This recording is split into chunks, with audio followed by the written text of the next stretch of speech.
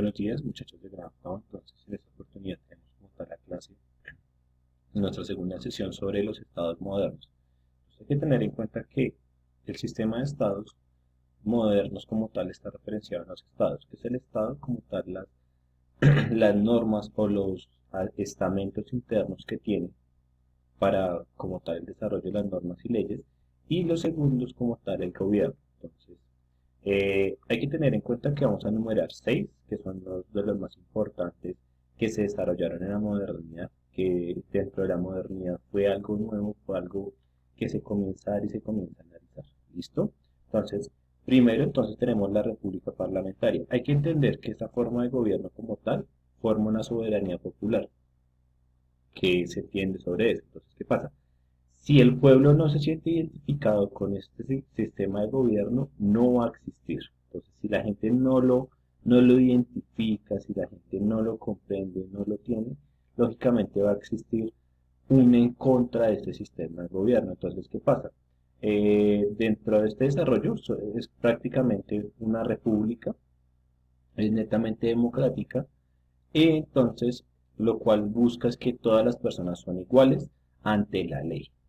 Y en ese proceso no existe ningún tipo de derecho o privilegio en algunas personas.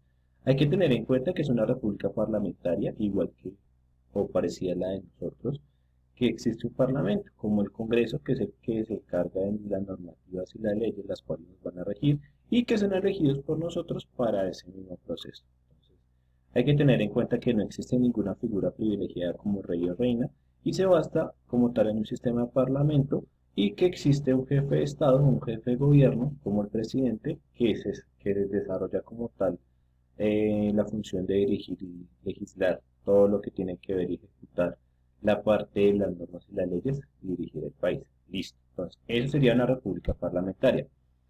La república presidencial. La república presidencial es muy parecida, pero entonces es bastante importante que el presidente es el que va a tener mayor poder dentro de lo que se designa. Entonces, a pesar de que existe un parlamento, el jefe de Estado es el que va a tener mayor poder.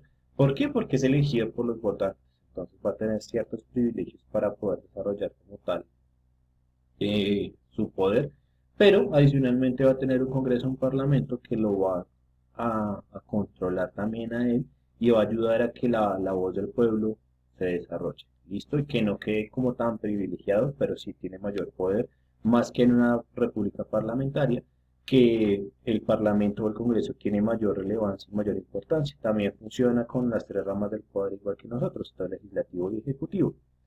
Ahora bien, república parlamentaria, república presidencial. Vamos dos.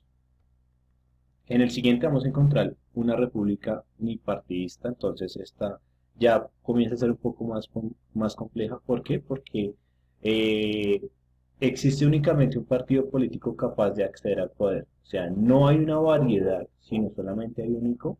Entonces, ¿qué pasa? Comienza a ser mucho más restringida la democracia. ¿Por qué? Porque no hay un sistema como válido para poder escoger, sino un único partido del cual se va a elegir un representante que muchas veces eh, va a ser de los mismos. Entonces, ¿qué pasa?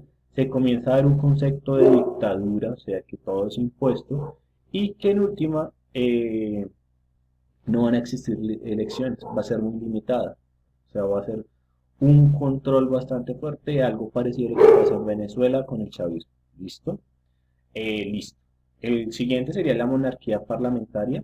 Entonces, ¿qué pasa? Esta monarquía parlamentaria ejerce como un control del Estado.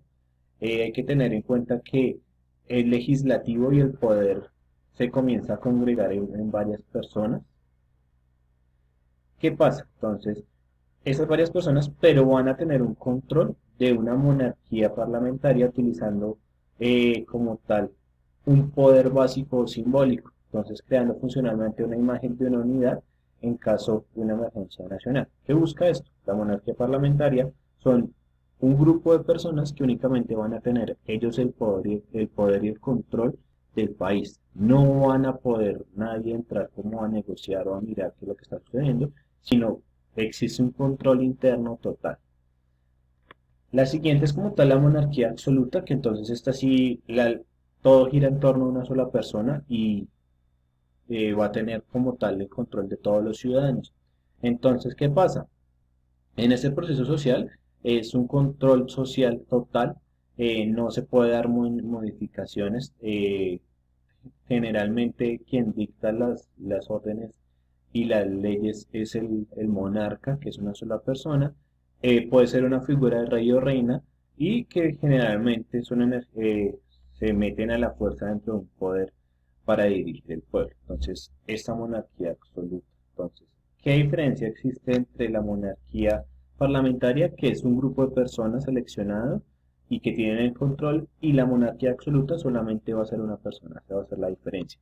Listo, la dictadura. Entonces, la dictadura es una figura de dictador, tiene un control total que ocurre sobre la región, normalmente obstante mediante el uso de la violencia y las armas. Cierto dictadura forma un gobierno capaz de dirigir tal país como podrá dirigir la casa de las personas solteras. ¿Listo? Entonces, ¿qué pasa?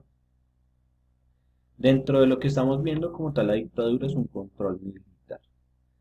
Los militares, los altos rangos se toman el poder a partir de las armas y las fuerzas y no pueden ser derrocados. ¿Por qué? Porque básicamente la fuerza más amplia o la más fuerte dentro de un país siempre va a ser la militar. Hay que tener en cuenta que muchas veces esto utiliza herramientas como el terror o amenazas en contra de las personas a pesar de que existan leyes y normas.